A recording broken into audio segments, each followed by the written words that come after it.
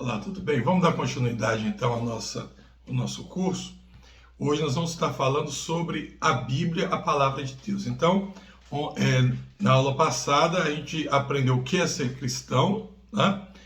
O que significa ser cristão, e hoje nós vamos ver Bíblia, a Palavra de Deus. Vamos estudar, aprender alguma coisinha sobre a Bíblia aqui, lógico, falando de novo, que é algo introdutório, né? Isso aqui é um curso para novos na fé, vamos dizer assim, tá bom? Então nós vamos ver a origem, a composição do cânon, a importância dela na vida cristã, como ela foi traduzida e alguma tarefa para fixar isso na nossa mente. Vamos lá então, primeira parte aqui, a origem e a composição da Bíblia.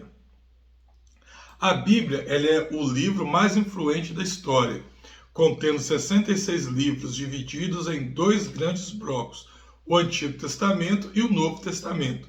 O Antigo Testamento narra a criação do mundo, a história do povo de Israel e as promessas de Deus. Já o Novo Testamento foca na vida de Jesus Cristo, o seu ministério e a expansão da igreja e os eventos futuros. Então, vamos entender isso aqui na prática? Então, você tem a Bíblia. Algumas Bíblias, quando chega aqui em Mateus, você tem aqui, ó, 4 folhas em branco, né? 4 páginas em branco. A minha é uma Bíblia de estudo, não tem, mas tem uma folha em branco. Então você tem um bloco maior, chamado de Antigo ou Velho Testamento, e um bloco menor, chamado de Novo Testamento, tá? O bloco menor é o bloco maior, que é a primeira parte, é o Antigo Testamento. Ele é a parte, como nós vemos aqui, ó, narra a criação do mundo, ou seja, lá em Gênesis começa a contar a história do mundo, como o mundo começou. Depois começa a narrar a história do povo de Israel, tá? E as promessas de Deus feitas nesse povo, tanto para esse povo quanto para toda a nação, para todo o mundo contido aqui dentro. E o Novo Testamento vai focar agora na pessoa de Jesus, a expansão, o início da igreja e as profecias acerca do tempo do fim, tá?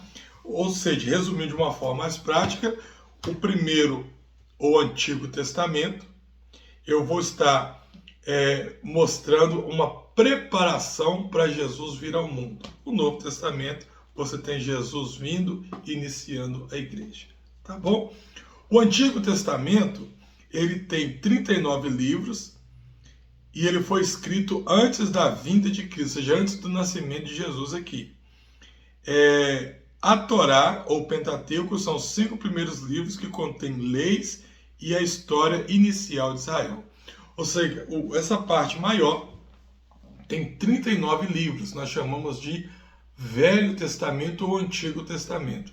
A parte mais importante aqui é os 5 primeiros livros, que é chamado de Torá, ou de Pentateuco, onde contém as leis mosaicas, contém a história da criação do mundo e como Deus usou Moisés para poder trazer as leis que guiou o povo e ainda guia o povo judeu até o dia de hoje. No Novo Testamento, ele tem 27 livros e foram escritos após a vinda, morte e ressurreição de Jesus, começando com os evangelhos e terminando com o livro de Apocalipse. Então, eu começo aqui com Mateus, Marcos, Lucas e João. São os evangelhos que mostram a vida de Jesus aqui na Terra. Depois você tem o livro de Atos, né, que é a história do início da igreja. Depois do livro de Atos tem as cartas que foram escritas. E depois das cartas você tem o livro de Apocalipse, que foi é o livro que trata das coisas acerca do fim. E não tem só as coisas do fim, mas ele trata ali das coisas acerca do fim dos dias, tá? Então assim se resume a composição da Bíblia. Agora, como que isso aqui chegou nas nossas mãos? Como que nós soubemos que esses 66 livros é que formaria a Bíblia que nós temos hoje? Então isso aqui aconteceu aqui, ó. Formação do cânon bíblico. A palavra cânon significa regra ou medida. O cânon bíblico é o conjunto de livros considerados inspirados por Deus e, portanto, incluídos nas Escrituras. Ou seja, em vez de eu falar qual que é a regra que eu vou usar, qual foi a regra usada, o termo técnico usado é cânon. Cânon significa uma medida, uma regra a ser seguida. Qual foi a regra a ser seguida para poder escrever ou para poder formar a Bíblia? Aqui foi colocado os livros inspirados por Deus. Na época de que a Bíblia estava sendo escrita, junto com a Bíblia, outros livros eram escritos também, falando do povo de Israel, falando da igreja, falando de Deus, né? Não só os livros que nós temos aqui, mas muitos outros foram escritos. Então foi-se, ao longo do tempo, foi analisando quais eram inspirados por Deus e quais não eram inspirados. Aqueles livros inspirados por Deus é os que ficaram. Os que não eram inspirados é chamado de livro apócrifo, né? Os apócrifos são os que não eram inspirados por Deus. Como que isso aconteceu? Então vamos ver aqui, ó. Portanto, a formação desse cânon não foi instantânea. Através dos séculos, líderes religiosos avaliaram, reconheceram os livros que foram inspirados por Deus. No caso do Antigo Testamento, o processo foi mais natural, pois os judeus já haviam reconhecido seus textos sagrados. O Novo Testamento, no entanto, foi confirmado pelos primeiros concílios da Igreja, como o Concílio de Pona, em 393, e o Concílio de Cartago. Alguns exemplos, né? Então, nós tivemos duas fases para poder selecionar isso aqui. A primeira fase foi do Antigo Testamento. Isso foi vindo de uma forma mais natural, a ponto de que, quando chega a época de Jesus, que Jesus nasce, o Antigo Testamento ele já estava canonizado, vamos dizer assim, com esses 39 livros. O Novo Testamento demorou mais um pouquinho, teve alguns debates, mas depois também chegaram a esses 27 livros que nós temos hoje. Então vamos ver agora a importância da Bíblia na vida cristã. Muito bem, para o cristão, a Bíblia não é apenas um livro histórico ou literário, mas a revelação de Deus ao ser humano. Em 2 Timóteo 3,16, o apóstolo Paulo escreve que toda a escritura ela é inspirada por Deus e útil para o ensino, para a repreensão, para a correção e para a instrução na justiça. Isso significa que a Bíblia não apenas nos ensina sobre Deus, mas nos transforma, nos corrige e nos guia. Então, o que é isso aqui? A Bíblia, para nós cristãos, ela não é um livro comum, né? Porque um livro comum, ele é uma literatura, onde você aprende com ele, mas não somente com ele, né? Um livro comum, ele te ensina muita coisa. Um livro comum, às vezes, pode mudar a sua forma de pensar. Mas um livro comum, ele sempre vai agir dentro de um conglomerado de outros livros. Ou seja, ele tem uma parte de uma verdade que ele quer expor, mas aquilo não é uma verdade absoluta, porque ele é uma literatura ou um testemunho. A Bíblia não. A Bíblia ela é um livro que o seu escritor ele está vivo, que foi o Espírito Santo. E que ela não somente nos traz uma literatura, nos traz uma história do passado, mas através da Bíblia, o Espírito Santo, ele fala aos nossos corações, ele nos conforta, nos consola e nos repreende, nos traz palavra de ânimo, né? Aqui a Bíblia, por ela ter um escritor que ainda está vivo, que é o Espírito Santo, a Bíblia ela tem o poder de moldar e influenciar diretamente no meu caráter. Quanto mais eu aprendo da Bíblia, quanto mais eu leio e eu entendo a palavra de Deus, muito mais eu vou ter uma vida mais próxima daquilo que seria considerado o que Deus quer para a nossa vida. Então, por isso que a Bíblia ela tem uma grande relevância para nós. Eu nunca posso considerar a Bíblia, colocar o pé de igualdade com qualquer outro livro, mesmo livros que falem sobre a Bíblia, né? Porque a Bíblia, nesse sentido, ela é única. Qualquer outro livro foi escrito por homem. A Bíblia foi escrita pelo Espírito Santo, né? Então, Timóteo já fala aqui, ó. Toda a Bíblia ela é inspirada por Deus e útil para o ensino, para a repreensão e para a correção, tá? A Bíblia também ela é a base para a fé e para a prática cristã, porque ela revela, primeiro, o plano de salvação em Jesus, ela ensina como viver em santidade e agradar a Deus, e ela nos dá força para enfrentar os desafios e as tentações da vida, tá? Então, eu tenho que entender que tudo o que acontece na minha vida como cristão tem que estar baseado aqui.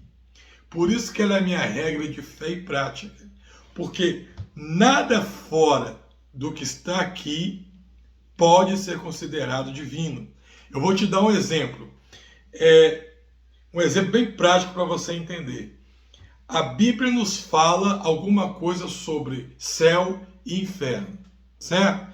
Mas a Bíblia não diz para você, hoje, como é o céu. A Bíblia não fala para você, especificamente, como vai ser a eternidade que você estará. Por quê? Porque ela traz algumas alusões de coisas que vão acontecer.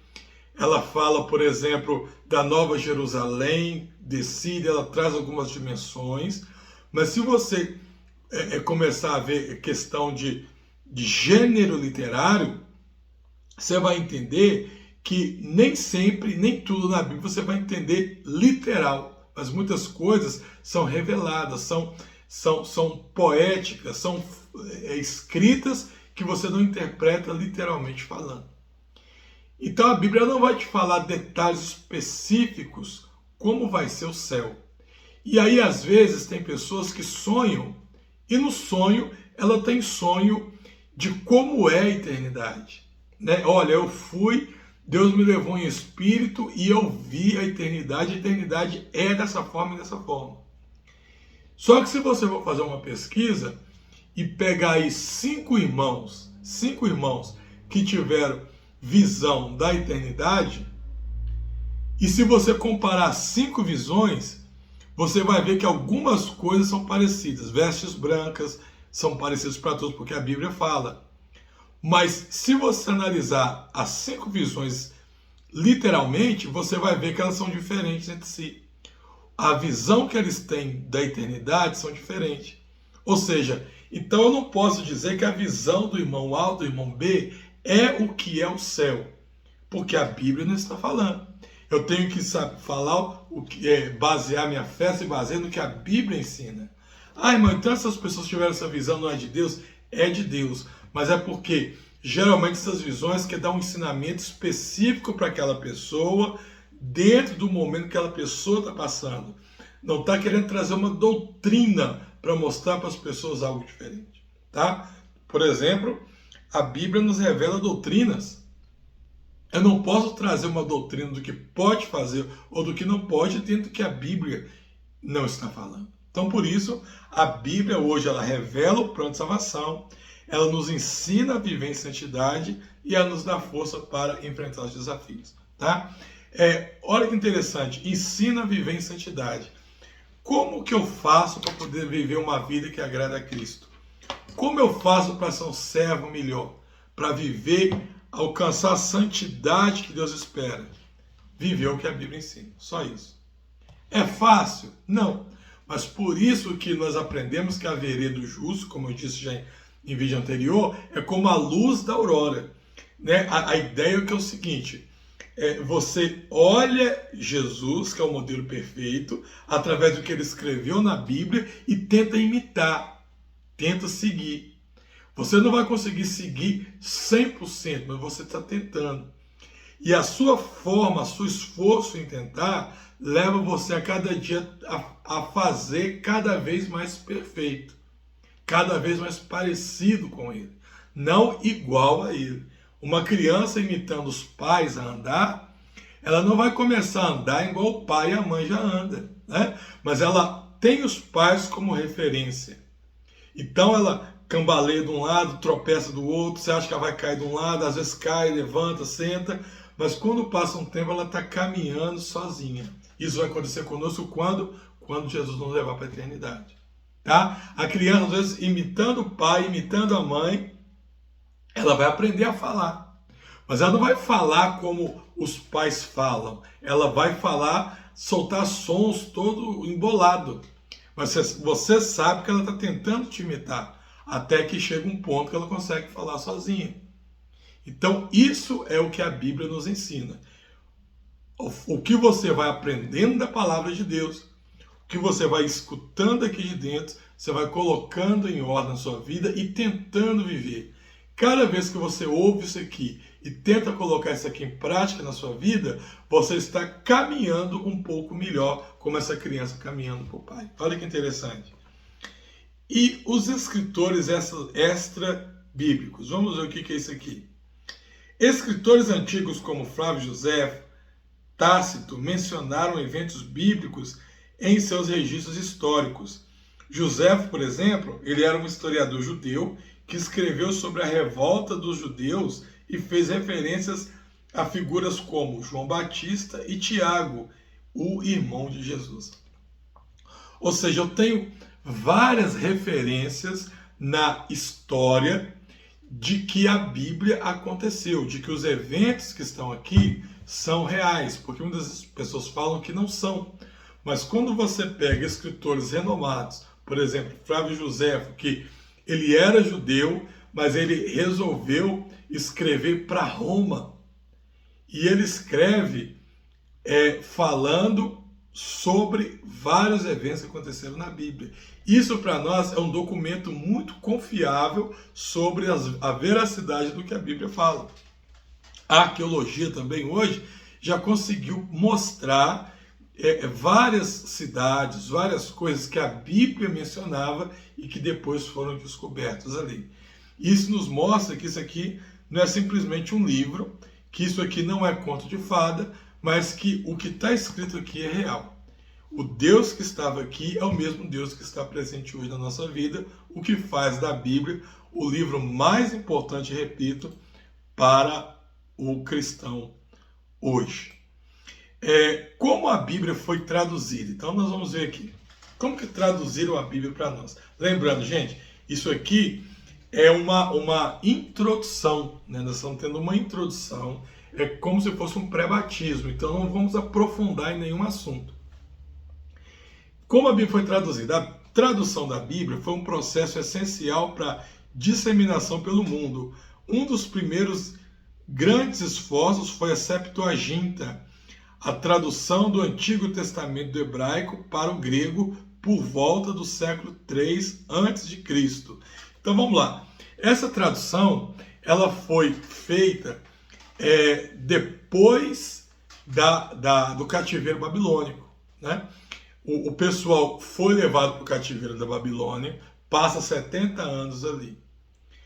O pessoal preso no cativeiro, a língua do pessoal materna automaticamente foram mudadas, os costumes, né? Então o pessoal que antes falava em hebraico, quando são levados para o cativeiro da Babilônia, lá eles não podiam orar a Deus livremente mais, eles não podiam falar em hebraico, né? E automaticamente eles começam a falar a língua que o pessoal falava na Babilônia, porque as crianças iam nascendo ali e tudo mais, e eles começam a usar aquela língua da Babilônia como uma língua franca para ser falada entre a comunidade, que era o aramaico, né? As letras, para eles poderem escrever o hebraico que eles trouxeram no passado, também mudaram. Eles começaram a pegar as letras da Babilônia, que era do aramaico, e usava as letras do aramaico para poder escrever o hebraico.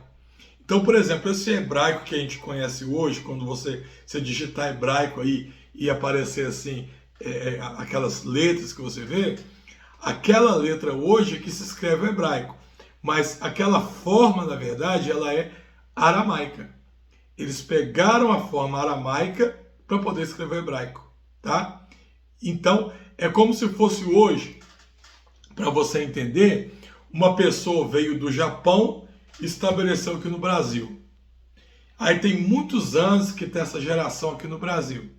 Então, quando eles vão falar coisas da língua deles para cá, ao invés de eles escrever aquilo usando os caracteres japoneses, eles falam o japonês, mas usam os caracteres da língua portuguesa para poder escrever as palavras japonesas, tá? Então, se você pegar um japonês hoje no Brasil aqui, você vai ler o nome dele, e o nome dele é um nome japonês.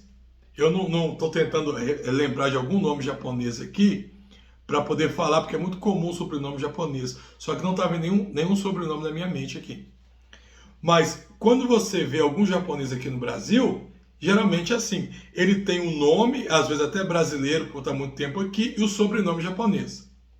Só que o sobrenome japonês dele não está escrito em japonês, está escrito com os caracteres do alfabeto português Brasil. Olha que interessante.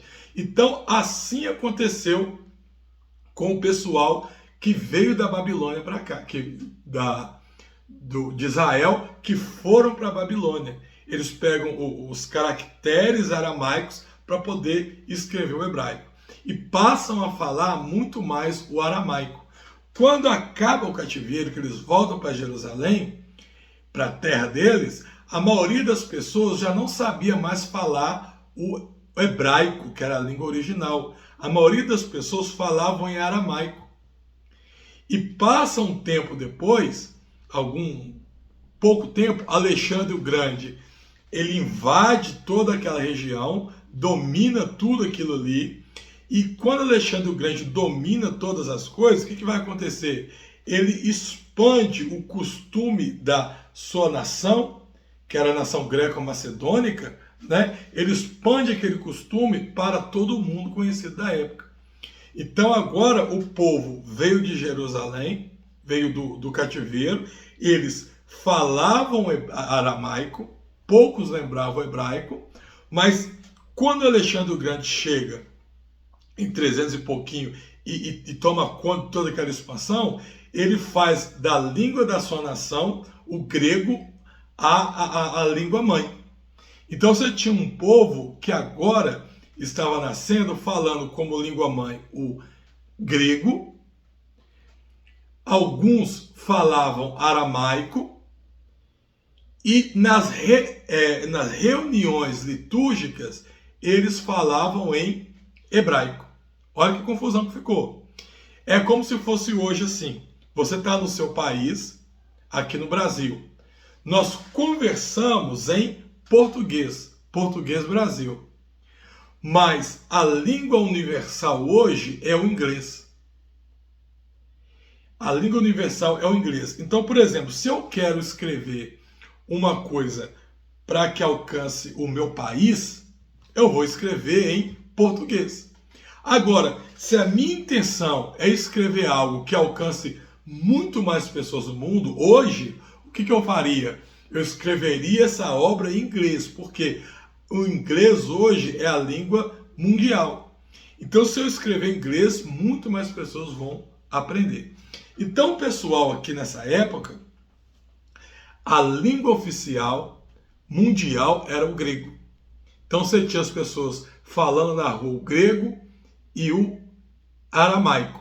E nas reuniões litúrgicas falando o hebraico. O que eles fizeram? Juntaram um grupo de anciãos, né? Alguns acreditam que eram 70 anciãos. E esses 70 anciãos, então, pegaram a Bíblia, que era escrita anteriormente no hebraico, e traduziram ela para o grego, que era a língua mundial, como se fosse o inglês hoje. Então, Como se acredita que eram 70 anciãos, essa versão da Bíblia ficou chamada de Septuaginta, porque acreditavam que eram 70 anciãos. Então eles traduzem a Bíblia do hebraico para o grego, e essa versão do grego passa a ser a versão mais utilizada nas sinagogas a partir da vinda de Cristo. Porque poucas pessoas falavam o aramaico e muito menos ainda falava o hebraico, tá? Então, depois disso, dessa tradução que foi feita para o aramaico ou para o grego, no século IV depois de Cristo, o teólogo Jerônimo traduziu a Bíblia para o latim, resultando na Vulgata, que se tornou a Bíblia oficial da Igreja Católica. Então, a Bíblia fica no grego, né, usando a versão Vulgata, por muitos anos. Depois da morte de Jesus, a história da Igreja, vem Constantino. Constantino, ele vai fazer da Igreja a religião oficial do Império Romano. Nesse período, a língua falada no mundo não era mais o grego, a língua falada no mundo era o latim. Então, Jerônimo, ele recebe a incumbência do Papa da época para traduzir a Bíblia para o latim. Então, a Bíblia é traduzida para o latim no século IV depois de Cristo, resultando na Bíblia oficial da Igreja Católica. Hoje nós temos a Bíblia em quase todas as línguas do mundo, graças ao trabalho de missionários, teólogos e tradutores. Algumas traduções modernas em português incluem Almeida Revista e Corrigida e a Nova Versão Internacional. Então, depois de 1600, nós tivemos um movimento chamado de Reforma Protestante. Essa Reforma Protestante, acontece uma tradução da Bíblia do latim para o alemão. Mais de 1000 anos depois, né, no século XVI, isso, acontece uma tradução da Bíblia do latim para o alemão. Através dessa tradução, a Bíblia agora começa a ser traduzida para todo mundo, né, inclusive para o Brasil, e a Bíblia hoje é o livro mais traduzido, tá, para o mundo. Inclusive, tem país que você tem várias versões, várias traduções daquela versão, como é o caso do Brasil, que tem N traduções já para a Bíblia Sagrada. Então, de uma forma resumida, é isso aqui. E uma tarefa prática para a gente poder tentar memorizar isso que a gente aprendeu. Qual que é a minha orientação sobre esse estudo da Bíblia? Primeiro, uma leitura e uma reflexão. Leia o Salmo 119, o versículo 97 até o 105. O Salmo 119 é enorme. Você vai ler o versículo 97 ao 105 e refletir sobre o papel da palavra de Deus na sua vida. Tá? Leia lá. Tem o versículo 105, é muito conhecido, mas leia do 97 ao 105. E reflita. Como o salmista descreve a importância da Escritura? Então vamos ler de novo aqui, que eu parei no meio da leitura. Leia o Salmo 119, versículo 97 ao 105, e reflita sobre o papel da palavra de Deus em sua vida. Como o salmista descreve a importância das Escrituras ali. E fica um desafio para você. Escolha um versículo ou uma passagem bíblica que tenha um impacto pessoal para você e compartilhe com outra pessoa o que você aprendeu ou que sentiu ao lê-lo. Então, a ciência já comprovou que quando você ensina o que você aprendeu, você fixa mais na sua mente. Então, olha que tarefa bacana para poder fixar na mente o que você aprendeu hoje sobre Bíblia.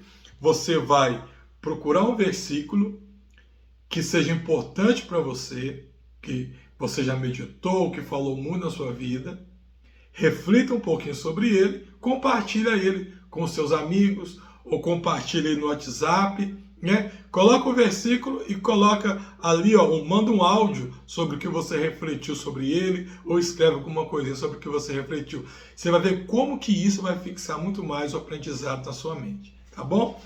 E por último aqui, ó, um jornal de leitura bíblica. Durante a próxima semana, faça um diário de leitura bíblica. Leia um capítulo da Bíblia por dia, anotando o que você aprendeu, sentiu ou percebeu diferente.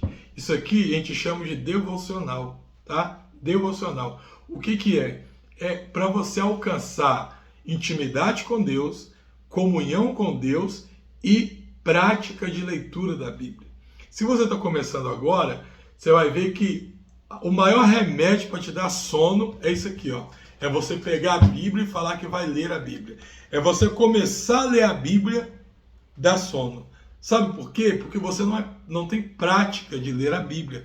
Você não tem costume de ler. E tudo relacionado à vida espiritual também tem que ser praticado e exercitado, né? Se você quer fazer uma academia, né, os primeiros dias da academia é muito chato. Você tem que ter uma disciplina para você começar a exercitar, até que chega um ponto que você já faz por hábito, não é isso?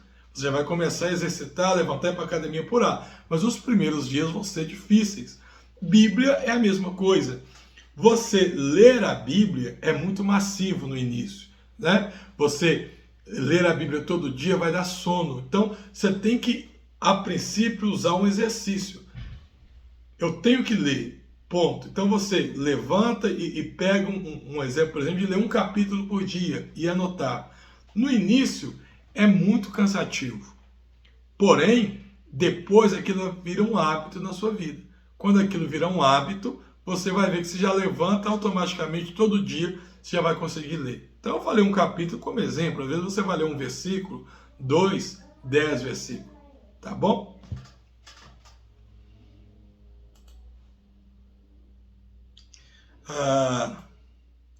Então é isso aí.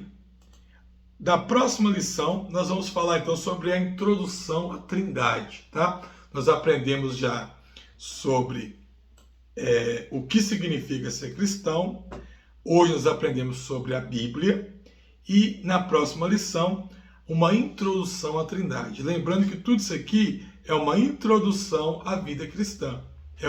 São matérias introdutórias da vida cristã. Então olha aqui, deixa eu ampliar um pouquinho mais. Ó, introdução à vida cristã. Então você aprendeu o que significa ser cristão. Você aprendeu hoje sobre a Bíblia e nós vamos aprender um pouquinho, uma questão introdutória sobre a Trindade. Tá bom? Deus te abençoe. Fiquem com Deus.